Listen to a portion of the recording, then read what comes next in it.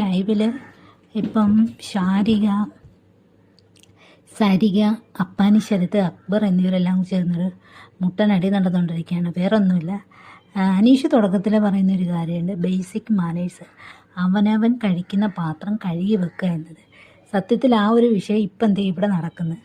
കാരണം കിച്ചൺ ടീമുകാർക്ക് എല്ലാവരും കൂടെ വന്ന് ഫുഡ് കഴിച്ചിട്ട് പാത്രം എല്ലാവരും കൂടെ വന്ന് കഴുകുന്നത് എന്ന് പറയുന്നത് നടക്കുന്ന കാര്യമില്ല. കാരണം അത്രയും ചെറിയ ഇടത്തിൽ 20 പേരും കൂടെ വന്ന് പാത്രം കഴുകുക, അതിനൊപ്പം തന്നെ കിച്ചൺ ടീം അവിടെ വർക്ക് നടക്കത്തില്ല.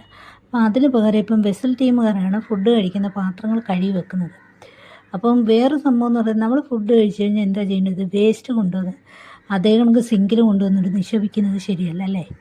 കാരണം എന്ന് വെച്ചാൽ അവിടെ വേസ്റ്റ് ബക്കറ്റ് വെച്ചിട്ടുണ്ട്, അതിനകത്ത് കൊണ്ടുവന്നിടണം. എന്നിട്ട് പാത്രം കൊണ്ടുവന്ന് സിങ്കിലിട്ടാൽ ഒരു കാരണമുണ്ടെന്ന് പറയാം.